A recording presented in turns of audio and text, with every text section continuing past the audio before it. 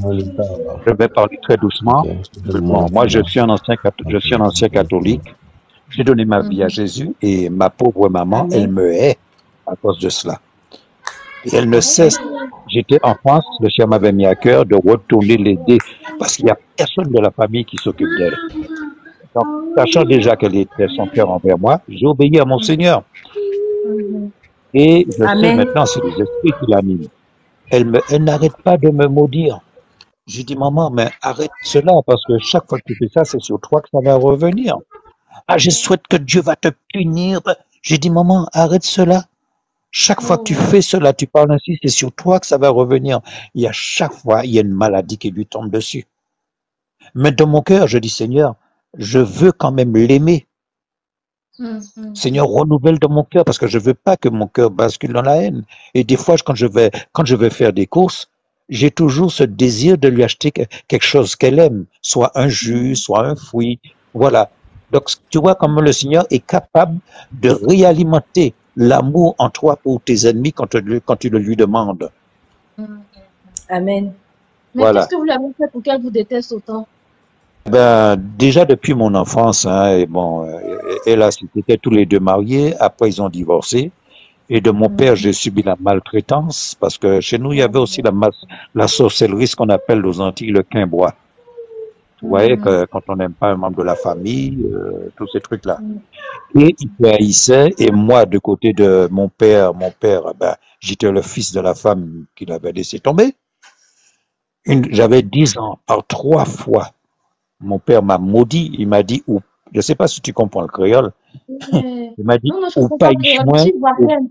il m'a dit, ou pas moins, ou pas moins, ou pas moins. Ça veut dire, tu n'es pas mon enfant, tu n'es pas mon enfant, Oh, tu n'es pas mon enfant.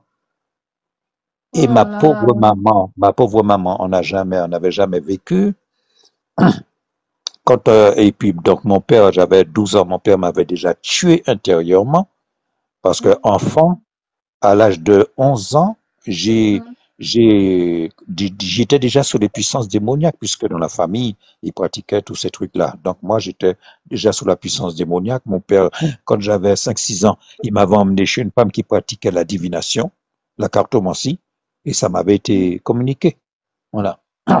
Et depuis mon enfance, je ne pouvais pas m'empêcher de voler, je ne pouvais pas m'empêcher de mentir, et depuis mon enfance, comment dirais-je, j'avais des fantasmes sexuels sur les femmes de la famille. Je vous dis, j'étais enfant.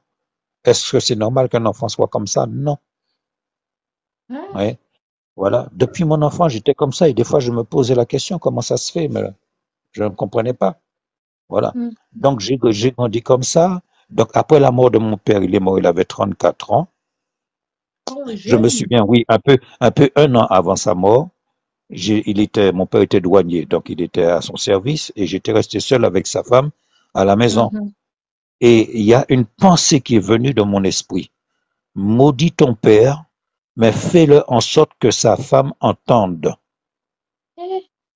Ouais, ouais, j'avais environ 11 ans. Et j'ai dit, je maudis mon papa. Je l'ai dit vraiment fort. Et la femme, elle a entendu ça. Elle a dit, hé, hé, l'enfant a maudit son père.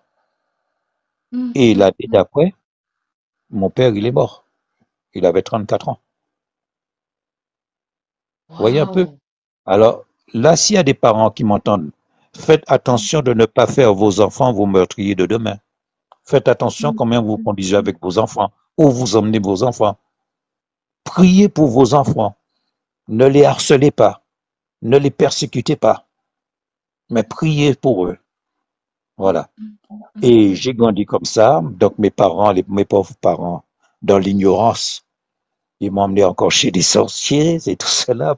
Et après, on m'a emmené chez, comment dire, en asile psychiatrique. J'avais 12 ans. L'asile psychiatrique, ils m'ont envoyé à l'orphelinat. De l'orphelinat, mon pauvre grand-père qui était faible, il a demandé que je revienne à la maison, mais j'avais pas été transformé. J'étais encore pire qu'avant. Et puis, ils en ont eu marre, je les comprends. Ils m'ont envoyé rejoindre ma mère. Mais jamais vécu avec ma mère. Et ma pauvre maman n'était pas meilleure que mon père.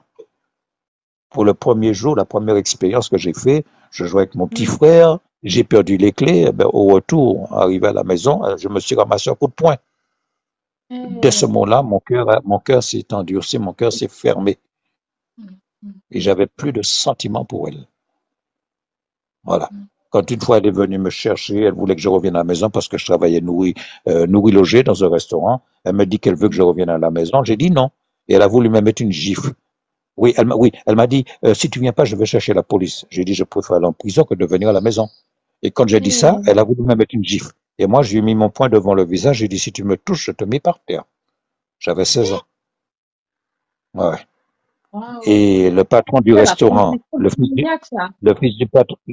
du patron du restaurant, qui était un karatéka, on était bons amis, mais lui, il avait un peu de valeur. Il est venu devant moi, il m'a mis son petit poing qui avait ses os qui paraissaient terribles. J'avais vu une fois mettre une raclée à quelqu'un qui faisait doublement son poids. Il m'a mis le poing devant le nez, il m'a dit tais-toi. Et là, je me suis tué. Voilà. Et après, un jour, ma mère est venue, elle m'a dit, bon, ben, à partir de maintenant, je m'occupe plus de toi, tu as ton émancipation. Moi, j'étais content. Mais simplement, il y a une chose que je savais. C'est cette partie de l'écriture qui disait, honore ton père et ta mère. Ça, je savais cela. Alors moi, en moi-même, je me dis, ah, ça y est, maintenant, je suis libre. Mais c'est là que j'ai commencé à m'enfoncer. Pour le patron lui-même, c'est la patronne elle-même, elle a été injuste envers moi. Après, je me suis retrouvé à la rue. Et oui, à dormir dans les rues de Paris et tout cela. Voilà. Et c'est vers l'âge de 25 ans, effectivement, à l'époque, quand j'étais chez mon père, il y avait une servante qui connaissait le Seigneur. Il entendait parler du Seigneur à mon père, à sa femme, bien entendu, il rigolait, tout cela. Et une fois que mon père m'avait vraiment roué de coups, je suis descendu dans le contrebas de la maison pour pleurer dans un coin. Et cette femme, elle est venue vers moi en douce et elle m'a dit, demande à Jésus de te sauver. Et je me souviens, je sais que j'avais dit, Jésus, sauve-moi, quelque chose de ce genre. Et c'est à l'âge de 25 ans où j'étais vraiment dans le désarroi total. J'avais déjà passé par la pratique de la divination, j'avais été l'assistant d'un magicien, et ce magicien justement, un jeune magicien, on était amis. Et un jour, en marchant comme ça, il me dit, tu sais, on fait des séminaires, en parlant avec d'autres collègues magiciens, à l'époque c'était Majax aussi, il me dit, tu sais, on se rassemble, on fait des séminaires pour demander de la puissance au grand maître. Et il me dit, tu sais qui c'est le grand maître? Moi, je m'en doutais un peu. Il me regarde et il me dit, c'est Lucifer. Et là, j'ai appris des choses. Et plus tard encore, avant de ma conversion au Seigneur, j'avais invoqué Satan parce que je voulais avoir du pouvoir aussi. Et pendant cette période-là, ben, j'avais des visitations des êtres que je voyais pas. Je les voyais pas, mais je sentais leur présence. Ils luttaient avec moi. J'essayais de me débattre. C'était pendant la nuit. J'essayais de me débattre quand je voyais que je pouvais rien faire. Je baissais les bras et je sentais comme une main posée sur ma poitrine me faisait comprendre qu'il était mon maître. Voyez-vous? Voilà. Et j'ai continué comme ça. J'avais l'âge de 25 ans. J'étais dans le désarroi, je réalisais que ma vie était fichue et tout. Alors, j'avais une soif de vivre, une soif d'en finir en même temps.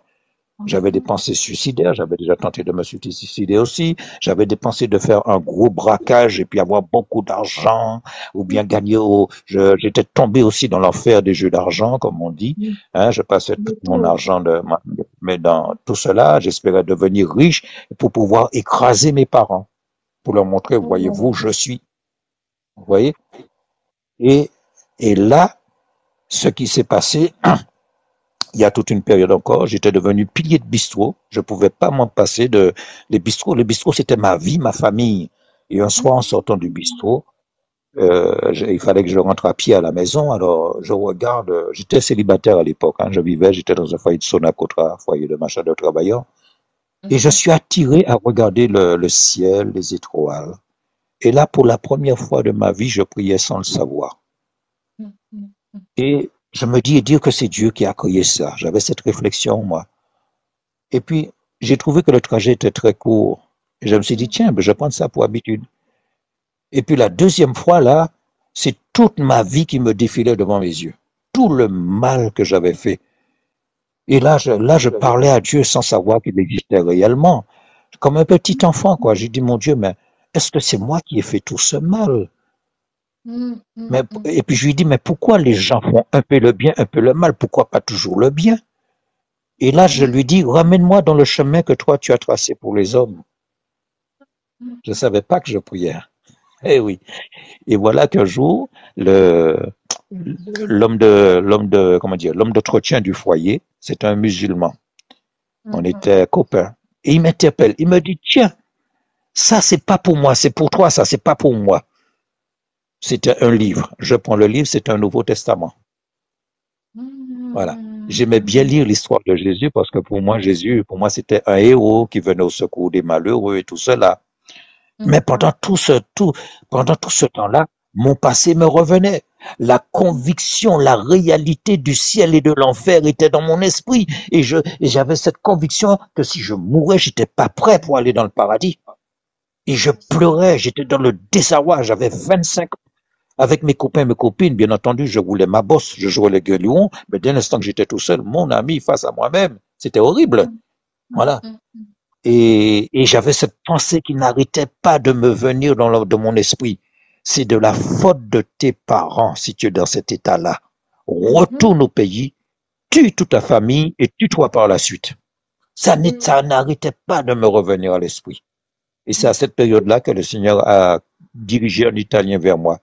Je me souviens, j'étais au bistrot, je devais aller faire une promenade avec un copain, mais ce monsieur, il était dans sa voiture, il accélère, il nous voit à la sortie du bistrot, il accélère, il me tend un dépliant, c'était marqué l'appel de la vie, et puis encore un petit prospectus qui parlait d'une invitation à une église évangélique pour écouter l'évangile. Voilà. Et j'avais déjà trouvé ce prospectus par terre, mais je n'avais pas voulu le jeter parce que ça parlait de Dieu, je l'avais gardé sur moi. Et c'est ce jour-là, le 12 juin 77, que pour la première fois, je suis rentré dans une salle évangélique. Et c'est le 19, c'est le deuxième dimanche, le 19 juin 77, que j'ai répondu à l'appel, j'ai donné mon cœur à Jésus. Voilà. Et puis, depuis 1977, je peux dire que vraiment, le Seigneur a toujours été là, même qu'à un moment, le Seigneur me l'avait dit, ça, et ça s'est réellement passé. Il m'avait dit que Satan m'avait réclamé pour me cribler.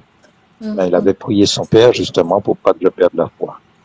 Et j'en ai pris des claques. J'en ai pris. Mais le Seigneur a toujours été là. Il m'arrivait de faiblir dans la foi, de retomber dans les jeux d'argent. Mais le Seigneur est venu à mon secours. Voilà. Parce que avant, j'étais vraiment dans les chaînes du jeu d'argent. Je savais pas que c'était quelque chose de satanique, ça. Je savais pas que c'était c'était démoniaque. Et c'est un jour, je me suis retrouvé par ma faute encore, par manque de foi et tout cela. Je me suis retrouvé, j'ai dit bon, c'est vrai que l'Écriture dit, comment dire, tout n'est pas permis, mais tout n'est pas utile, mais je me laisserai pas asservir par quoi que ce soit.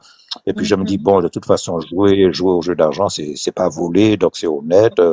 Oh, tu parles. Oh là là, chaque fois que je jouais, mon esprit était accaparé. Je pouvais pas m'empêcher de retourner prendre de l'argent pour jouer. Il fallait à chaque fois que je demande pardon pour que mon esprit puisse être libéré.